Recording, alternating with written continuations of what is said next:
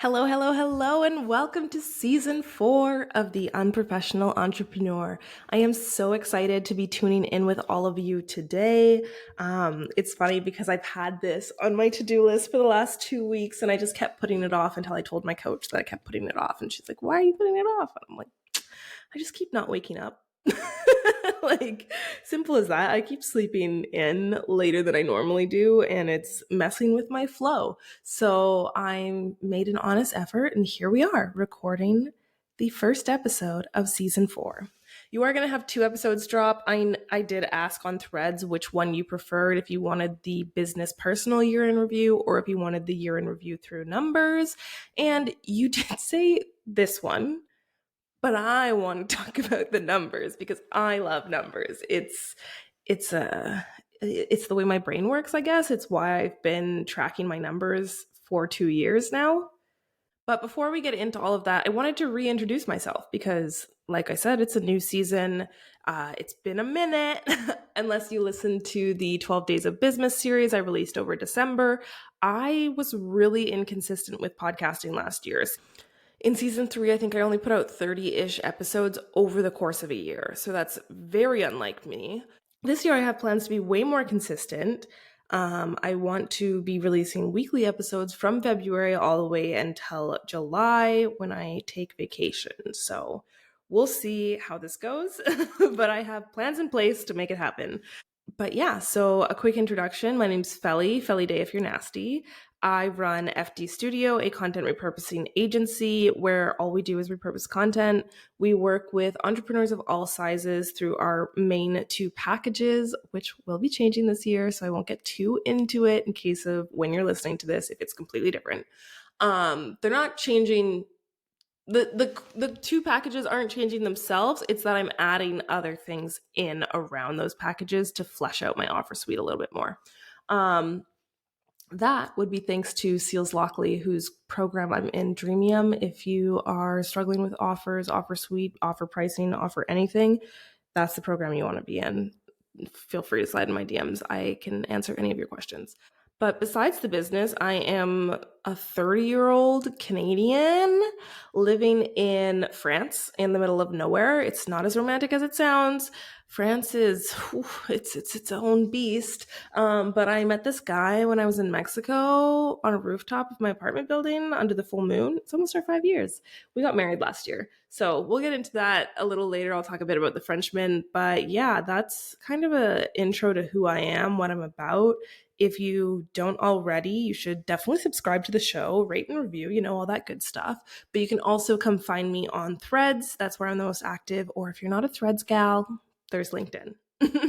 All right, so let's get into my year in review. We're going to start with personal, and then we're going to go into business.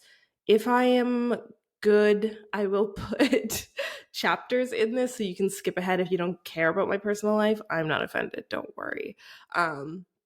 But yeah, so I wanted to I kind of broke this down into categories for personal. Business is a little less categoric, but so I wanted to start with relationships. Obviously, I got married in 2024. I feel like when I got engaged in 2023, I instantly had all this, like, what the fuck am I doing? Do I want to marry this guy? And like a whole lot of cold feet. We got legally married in 2023, but like our fun, real, like, walk down the aisle wedding was in 2024. And I feel like 2024 got me to the place where I was like, no, wait, I made the right decision. I'm really happy with this guy, which might sound weird, but if you were inside my head and knew how much I flip-flop on everything, like, I'll tell myself I'm doing something and I'll go back and forth on it 100 million times. And it doesn't mean I don't want to. It's like all the fears coming up. And I know that about myself. So even though, like, after getting engaged, I was like, is this it? Like, how do I know? Like, does everyone feel like this? Does everyone have this doubt? It was like, oh, wait, no, like, I said yes because this is what I've been working towards. This is what we've been working towards. And I'm happy with it, I don't know how else to say it. Like, sometimes I'm like, our life's a little boring, but also I learned that the high intense drama relationships that I had before, like, those weren't healthy. They were toxic, and that's why it was so like intense. And I really like the calm that my relationship is. I really like being able to just like sit and read a book while he plays video games, and like it's chill, you know? But beyond my romantic relationship, actually, not even me, a friend of mine sent me a video of this guy talking about Waffle Wednesdays. And what Waffle Wednesdays is this guy and his group of friends who every Wednesday they send each other like 1 to 2 minute video clips, just catching them up. Like, this is what happened. This is what's coming. How are all of you? And she was like, let's do this. This was my really, really good friend when I lived in Banff in 2015. So it's been 10 years since we lived in the same place. Let's see. We did winter 2015 and we did winter 2016 together. She went to Australia for the summer in the middle there. For summer 2016, she wasn't there. But then I came to Australia 2017 and we met up, I want to say twice. I can't even remember, but I know I met up with her more than once. But so we haven't seen each other since 2017, essentially. And we live on opposite sides of the world. And so when she sent this to me, I was like, yeah, let's do it. Like, I would love to be able to like have good friendships, but I hate phone calls. So this like, it's not 1 minute videos. They're more like 5 minute videos, like once a week. And like, I have it in my calendar every Wednesday morning that I get the notification, Waffle Wednesday, start those videos. And I usually send mine first. It doesn't bother me at all.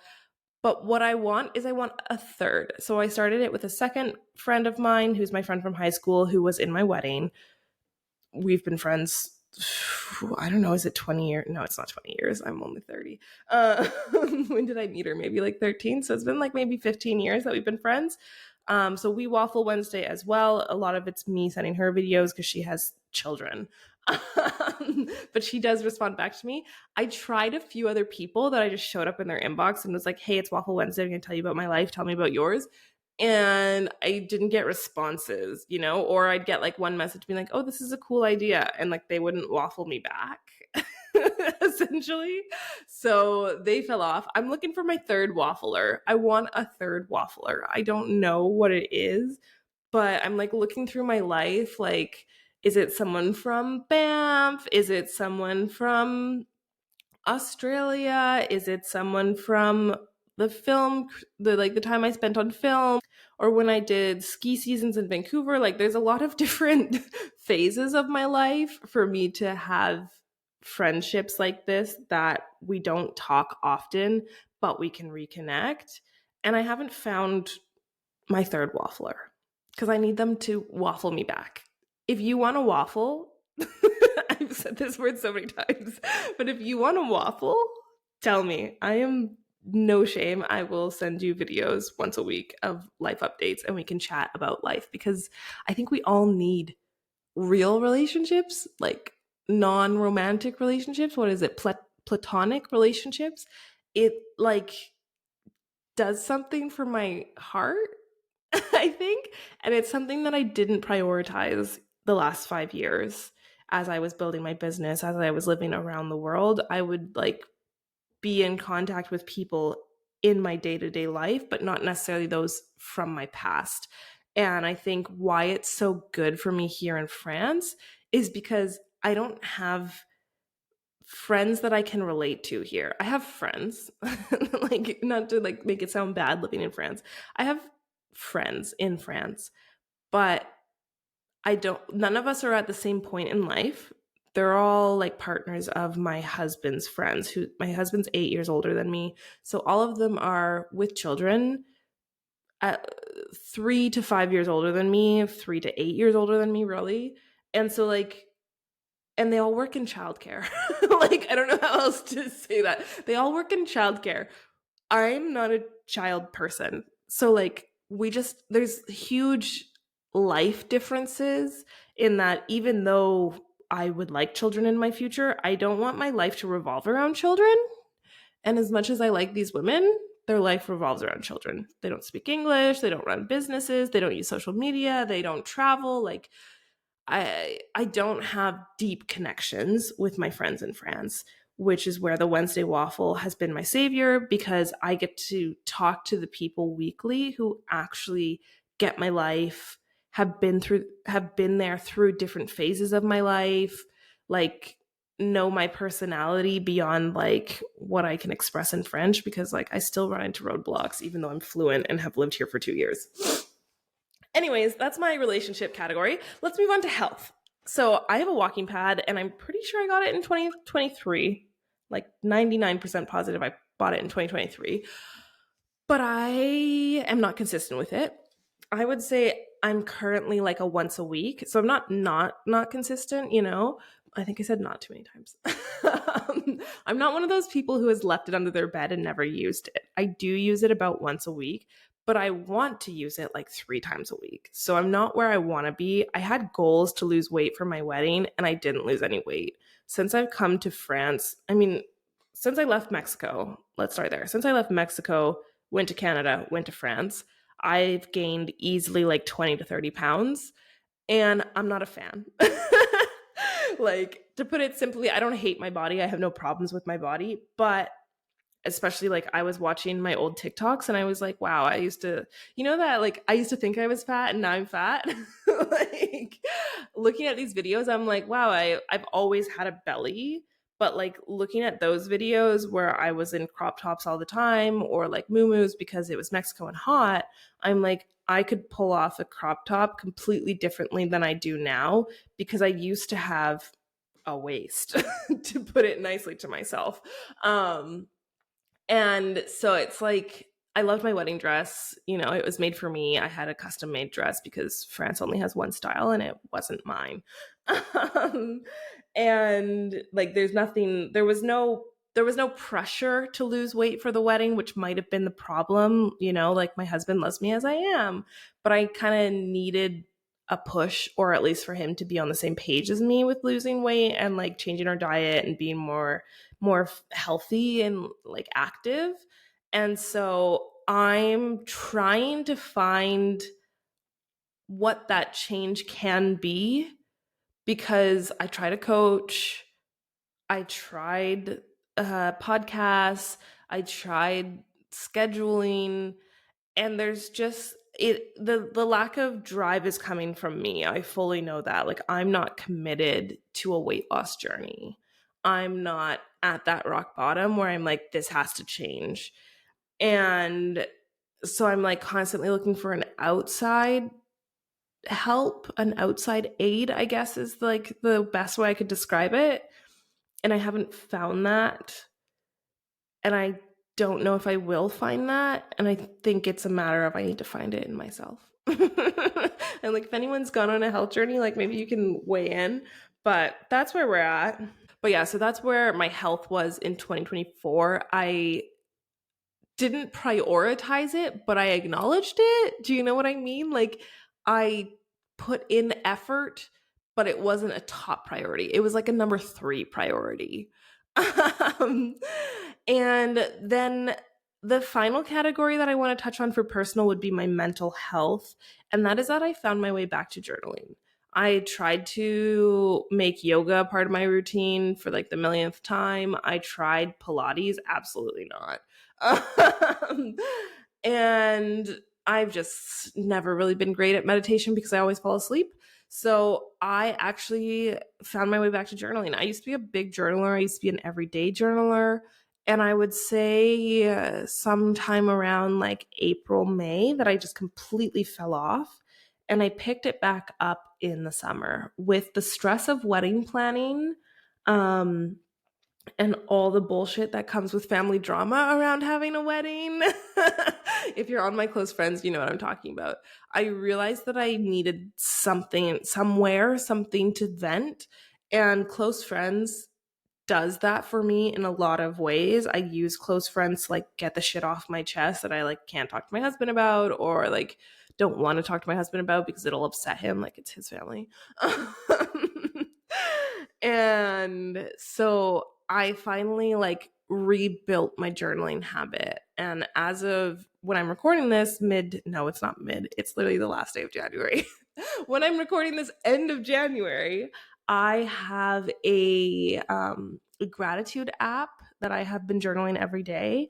And I also have my yearly Google Doc journal that I like to build so that I can get to the deeper things and like vent and brain dump, especially when I wake up in the middle of the night and I can't sleep, because that was what drove me back to it in the summer. Was I was waking up in the middle of the night stressing about like conversations that were had, or like heated moments, or like opinions people were trying to force on me, and being able to like write it out really got it off my chest in a way that like yelling at my husband about it like wasn't doing it for me.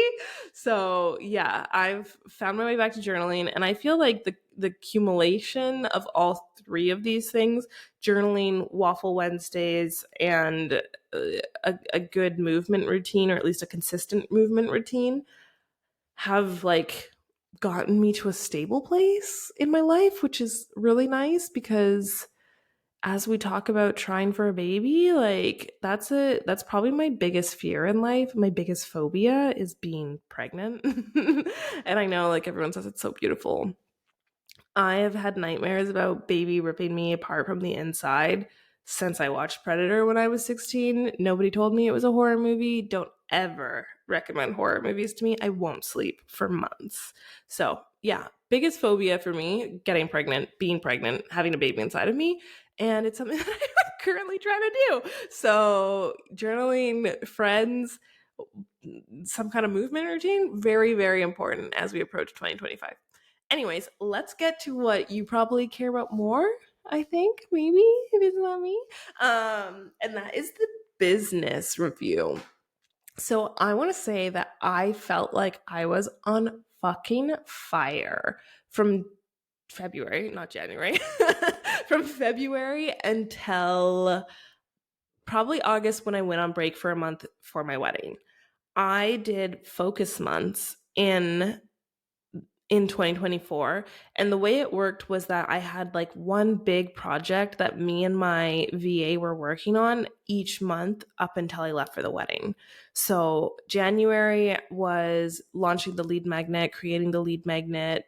I also was in the middle of system moves. I talked about this last year, but I moved from Kartra and from Dubsado. I moved from Dubsado to Moxie, and I moved from Kartra to ConvertKit, which is now Kit, and ThriveCart. So January was a lot of system move, testing things, getting things set up, learning the new things. And then February, I relaunched the podcast. I launched the private podcast, which is my lead magnet, turn 1 to 10. And from there, what did we do in March? I can't remember. I can't seem to find like exactly what I did in my Asana, but essentially we did the system moves, and then I did database builds for like old emails, old podcasts, old blogs. I had her start moving all the podcasts to blogs through a template on my website. We finalized the systems for the remix. I was like selling the remix like crazy last year, like 2 to 3 a month. It was so good. And I ended up giving over delivery completely to my VA so that when I was on vacation, it could be handled without me, no problem. So there was just a whole lot of things that we used focus months for, and that it really moved the needle in my business forward like succinctly. But then I came back from vacation and I had completely lost my footing. The first thing was that I very quickly realized when I was on vacation that as much prep as I had done to hand off agency delivery, remix delivery, all of the automation for onboarding, offboarding, it was all sorted. I didn't take care of lead generation or selling. So when I came back in September, I had no new clients. I had good amount of clients because I just like we were like super busy. It's July, August. So September, October, we still had agency clients. And I did have a few remixes come through. I had scheduled sales emails while I was gone. So I had some warm leads like expressing interest, but I wasn't where I wanted to be. And it really shook me And it felt like all that momentum that I'd spent all year building, mostly on threads, through my content, just like died because I hadn't been posting to threads because I went offline. And I think the biggest problem here and the biggest lesson is that I didn't have like a plan of action for when I came back. I didn't have that focus month of what was in the works when I came back to work. I knew that I was starting Dreamium with Seals Lockley, which I mentioned at the beginning of this episode, but that was an internal thing, was like restructuring, repurposing Unlimited, which is what I joined Dreamium for, was an internal thing. So it wasn't bringing me in new clients, which is what I needed to be doing. And I just couldn't find my way back into marketing because I think I was too in my head and like too removed from everything. And it was really funny because like I got to this place where I knew in November, I knew what I needed to be doing. I knew that it was marketing on threads that brought in so many clients for me, sold so many remixes throughout 2024. And I like couldn't get myself to do it. I couldn't get myself to write emails. I couldn't get myself to get back into threads. And I just had such a mental block. And so moving forward, I want to have some kind of strategy or plan for when I come back from vacation so this doesn't happen again. Because what happened was I came back in September. I think I had 3 weeks. I came back mid-September, and then I went to the US for a friend's wedding for a week in October. And then I came back and I had crazy jet lag and I couldn't get back on a sleeping schedule. I was sleeping till like 12 or 1 in the afternoon every day. And it just like really affected my business. So the first 2/3 of 2024 were like fire. And then the last third of 2024 was a dumpster fire for me. And it went that way right up until December when I relaunched, or I guess I launched the new and improved version of Repurposing Unlimited, which I will talk about the process for that in another episode. But I ended up really facing my mindset blocks in Q4. Up until September, my year was so focused on the wedding, how to make everything work while I was offline for the wedding, how to make sure I made money to like cover my expenses for the wedding. And I didn't really have room to worry or to think about anything else. And so then when I was faced with Q4 and there was no more wedding and it was like, okay, now let's get into it, right? Like now it's time to go back to business as usual. I really struggled there and I really couldn't find my way back for a while. And that's when, like I said, I got back into journaling even more and I started like questioning all different parts of my life, I guess, for like how could I make things better? Like, how can I make my weekends better? How can I make my relationship better? How can I make my health better? And how can I make the business make more money, essentially? Because I'm getting out of France in 2025. I don't give a fuck what the Frenchman says. I will leave without him. I am not living here anymore. And his whole fear is around money, is around like being able to afford a house and like having children and blah, blah, blah. So I'm just like, okay, I'm going to make money so that you don't have to worry about it because I want out. I want out. I don't care if I have to like retire you and you become a stay-at-home dad.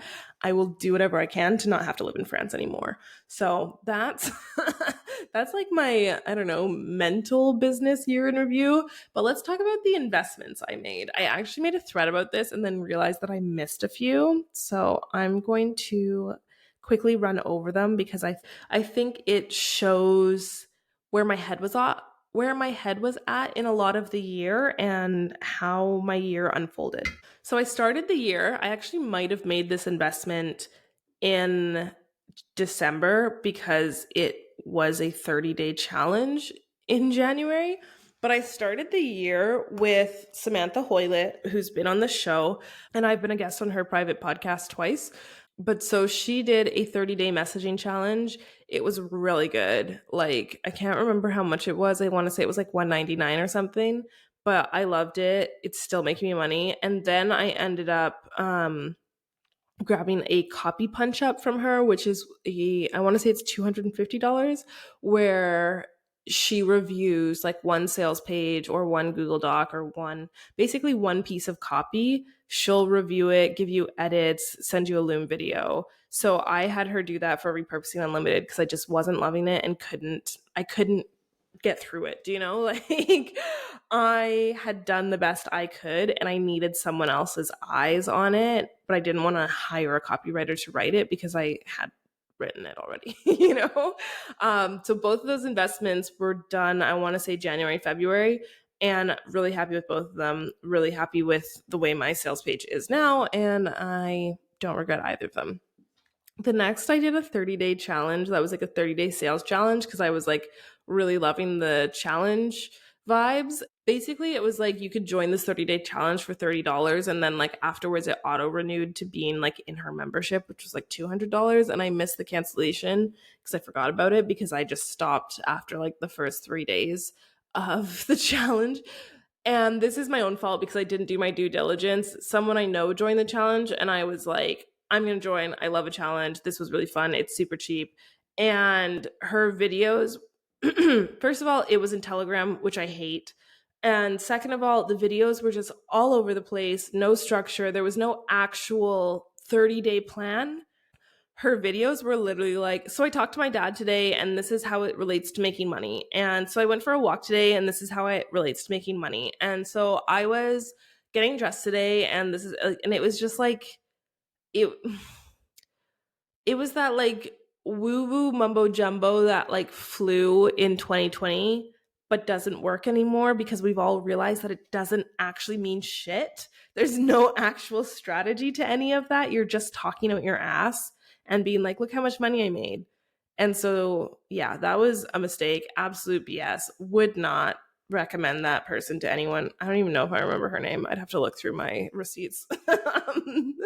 I also joined a membership with a consultant that I love and have loved ever since she hired my agency to repurpose her content. I want to say it was 2023 when we worked together, but maybe it was 2022. I don't remember.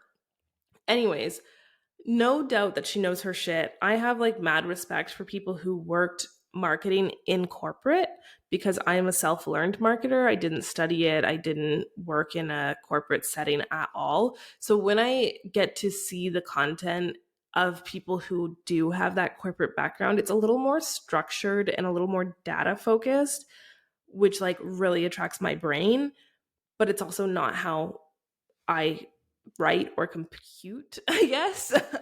Anyways, the membership I really liked, but I didn't get the most of it. There was a one-on-one call at the beginning of it, and it just was kind of like, okay, like tell me what you want. And it wasn't enough for me to get a good takeaway from it. And the only thing that really came from it was like me saying that I wanted to do a 9 grid. That's what I did in April. I launched a 9 grid. That was my April project.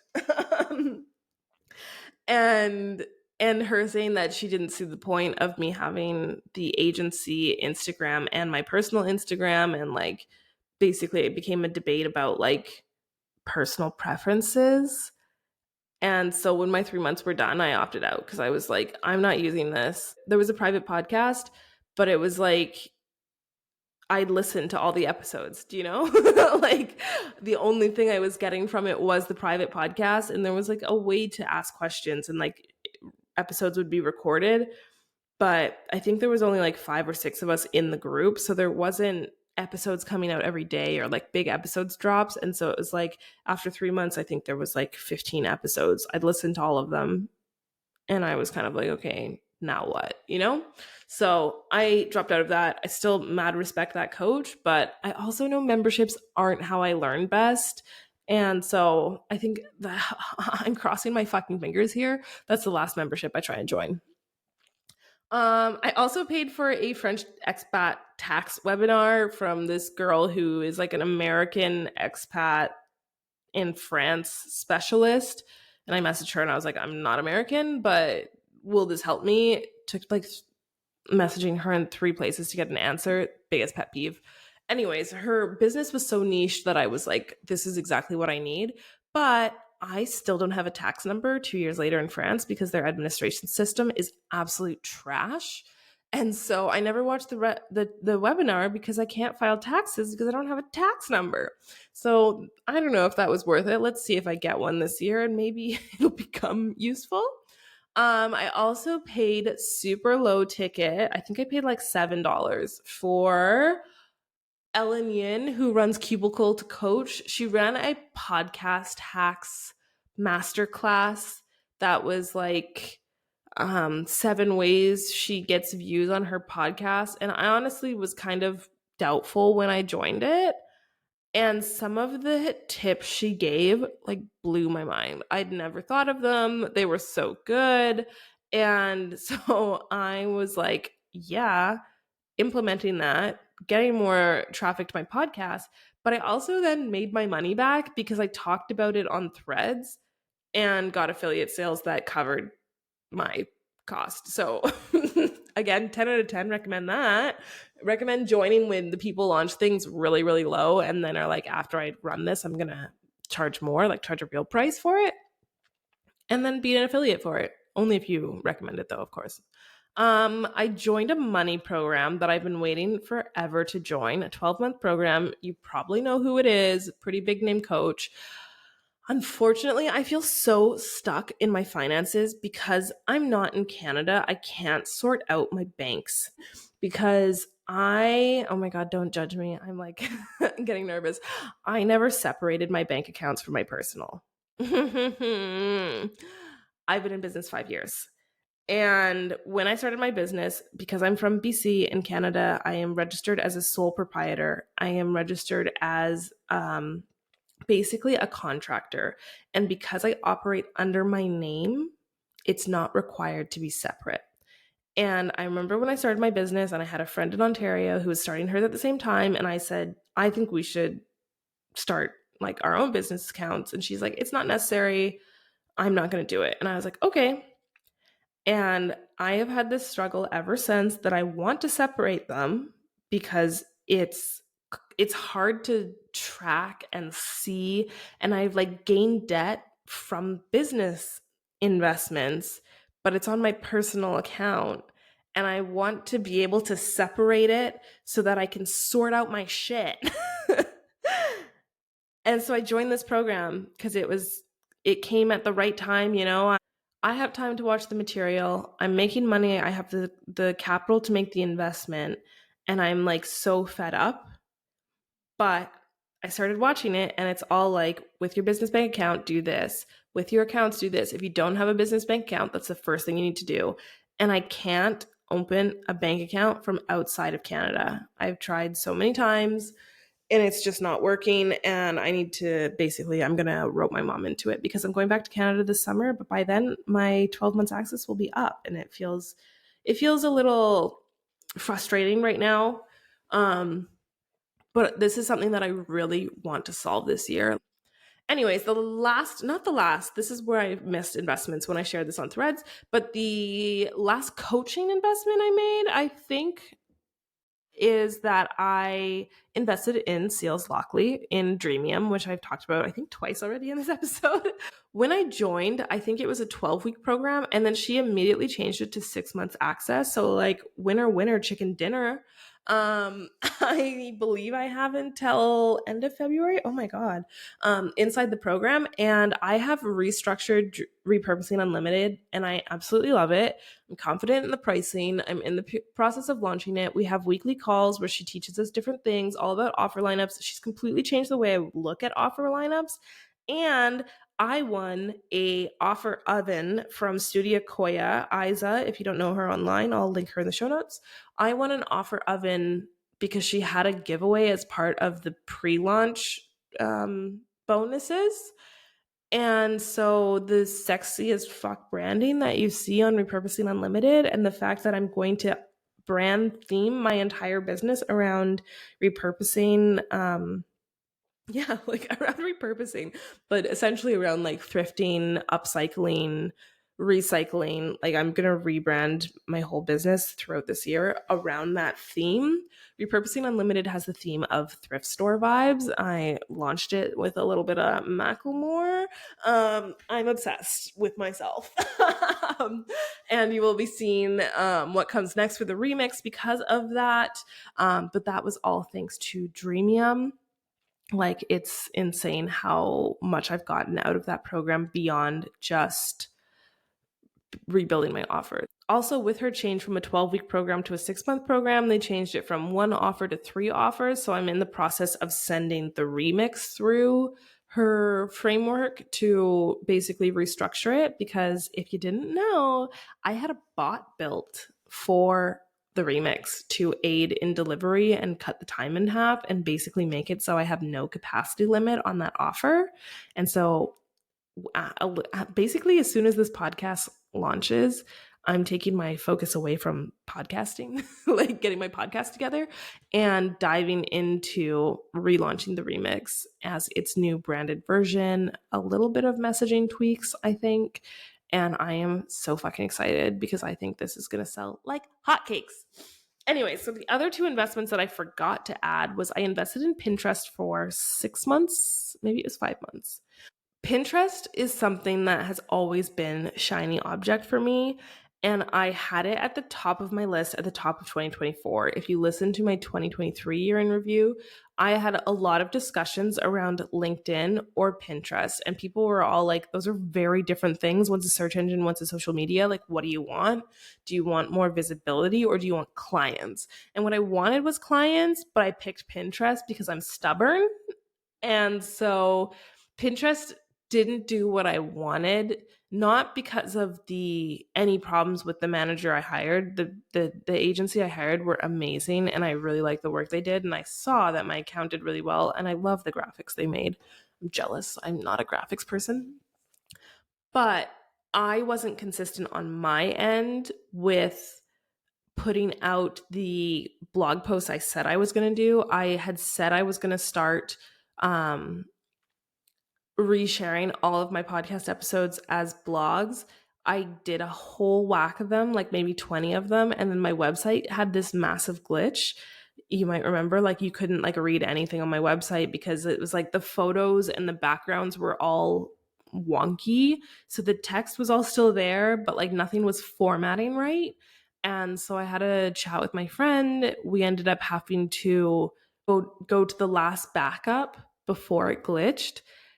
And that was before I had edited all of the pod to blog podcasts. And so I had to restart them.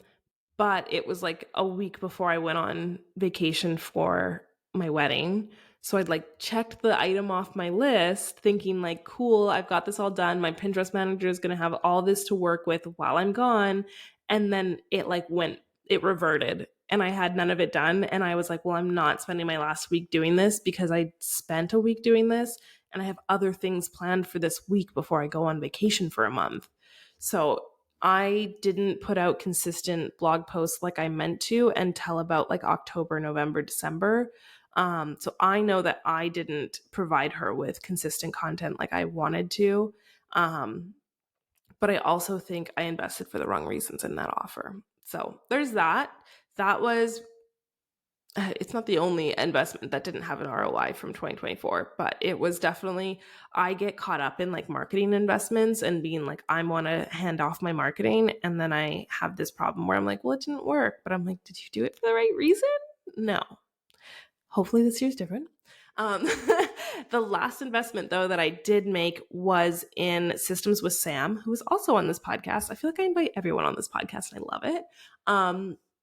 Sam is obviously a systems expert, and I wanted to ditch CRMs. I didn't love Moxie basically since I signed up for it.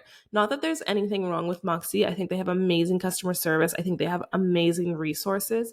I just found they had a big learning curve when I joined. And you know what?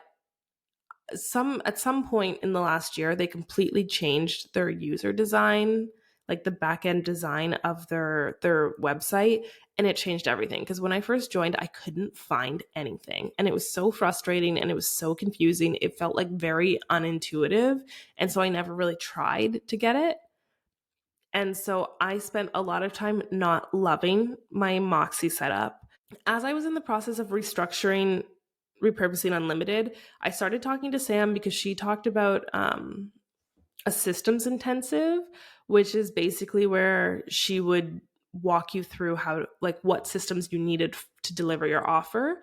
And I was like, honestly, I think I need this because I'm fed up with Moxie. I want to move to Airtable as a CRM, and I can't wrap my brain around how it works. Her call, invaluable. It was 90 minutes. I don't think we even used half of the 90 minutes. Oh, I just thought of another investment.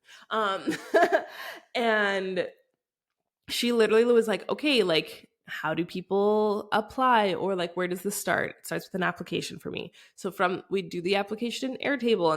And so then, like, if someone selects a certain answer or puts in a certain option from the drop down, that turns it into this email gets sent or that email gets sent.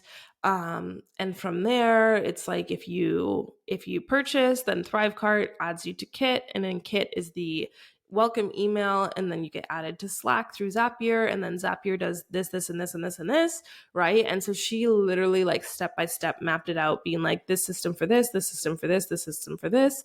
I think it's in Whimsical that she uses. And then she sent a Google Doc with literally step by step, like, here's what your VA needs to do, and here's what you need to do. Here's like everything to check of, like, Zapier connects Google Drive, Zapier connects Slack, Zapier makes an Asana board, Zapier does this, Thrivecart does this, Thrivecart does that, make your SOP, da da da da. And so, like, that made it so easy for me to then get off of Moxie. I was off of Moxie within like 2 weeks. And everything was moved over. And when we had our first client go through, very minimal hiccups. The hiccup was mine because I didn't turn on one of the automations. But so, like, that's why we had beta clients for Repurposing Unlimited. So that was 100% worth it. I'm so happy. And I honestly want to keep talking about how I think we're all done with the CRM chokehold. I think that 2020, when I started business, everyone was like, you have to have Dubsado or Honeybook. And it was like, there's only two options. This is it. You have to use Dubsado or Honeybook. And then with all of the drama and bullshit that Honeybook pulled this year, and I just don't love Dubsado. It's too counterintuitive. And I think it's too expensive for the fact that nobody uses the majority of its features unless you pay high ticket for someone to set it all up for you, in which case you can't change anything because you don't know how it works. So I am very much like anti CRM as of now. And I've been telling everyone to talk to Sam if they want to build out their own CRM within Airtable and a mismatch of other. Like, what you can do with Airtable and Zapier is so impressive. I'm like literally eyeballing Systems Over Stress's launch right now, because it's all like Airtable setups. And I'm just like, one thing at a time, Belly. Anyways, the last investment that I just remembered that I forgot was I paid for a bot, which I mentioned earlier, that I built a bot for the remix during Black Friday from Christina Sims. And so essentially we got on, again, a 90-minute call. I think I stayed on for like 45 minutes because we just like smashed through it. And she basically asked me 100 little questions about how the remix works, what my system is, what my brain is, like what part I do, what happens here, what happens there, you know, and the format. And I sent her over everything. And so she created a bot that I can take my remix onboarding form, put it into ChatGPT, and it will give me an Airtable grid, like essentially like an Excel sheet that I can upload into Airtable of 100 custom content ideas. The bot, it needs a little training. Like, I've tested it. It's not 100% there. It's not to my standard, essentially, but it cuts down so much work in that it gives me all of the ideas, and then I just go in and like fix them, you know, to not be like so robotic.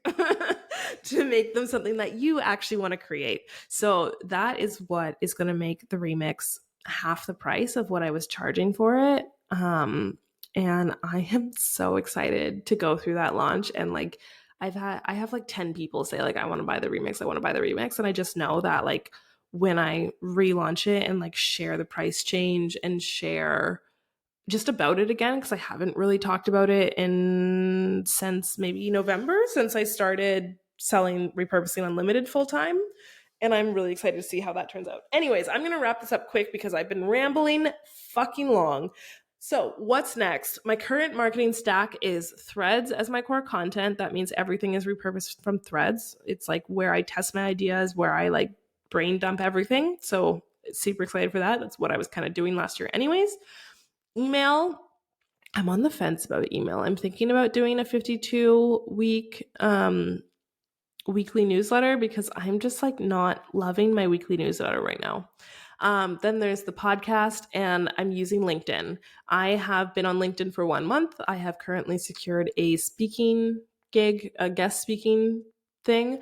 And I'm pretty happy with my engagement considering I like never posted before. I've also hired my friend Takshi to do my engagement because I will not be doing my engagement. And I'm really excited to see how LinkedIn works out because I think it's going to bring in the higher ticket clients that I want for Repurposing Unlimited. And I'm going to use Threads to sell the remix. That's my dream goals. And we're going to see what happens. I am no longer using Instagram. I am so fed up with Instagram. I tried at different points last year to get into Reels again, but they just never perform for me. So I'm not doing it. So I have a banner. It should already be out by the time this episode goes out. That's pinned to both my agency and my personal. And I'm using Instagram as an inbox. I didn't come up with that. Pass the Queso said it, and I think it's genius. But I literally use Instagram to DM the people I talk to on Threads. And that's it. And it works like a charm. As for what's next personal wise, I have travel on the books and I'm so fucking excited. If you know me, I started my business so that I could travel. Obviously, planning a wedding, getting married, expensive. It took up my 2024 and I only took one trip. I guess I took one trip in France and I took one trip out of France, which was to the US. So as of right now, I already have flights booked to Porto in Portugal and to Warsaw in Poland. Actually, when this episode comes out, I'll have already been to Porto, but I also am going back to Canada because one of my good friends is getting married. So I should be in Vancouver for a month, maybe more. I haven't decided what to do because my husband obviously can't just take off unlimited time from work, but we're looking at least a month in Vancouver this summer. And then health and wealth are kind of my main focuses. I touched on this before when I said that I really want to sort out my banking shit and my money shit, but also especially with wanting to try for a baby, I haven't been drinking alcohol. I drank for Christmas and New Year's, but I didn't drink basically all of October, most of December, and now all of January I haven't drank, and I haven't smoked anything either, which is like annoying at my time of the month, but we're hanging in. So that's where we're at. This is probably the longest episode I've ever recorded. I'm so excited to hear what you all think. I would love updates on how your 2024 went. I know that 2024 was a really hard year for a lot of people. I think a lot of people struggled because the sales market has changed. The way people are investing has changed. So many people have been burnt and don't trust people anymore. But I'm also seeing a huge shift from coaching to service providers, which I obviously love as I run an agency. So I'm going to love you and leave you there. I think I've rambled on enough because this is an hour long before I've edited it. But I just wanted to say thank you so much for tuning in. Welcome back for season 4. Thank you if you've been here since the beginning for always listening and supporting this show. Of course, please don't forget to subscribe, rate, review, whatever it is the platform you're on is asking of you. And I will see you all next week with another episode of The Unprofessional Entrepreneur. And as always, don't forget to stay unprofessional.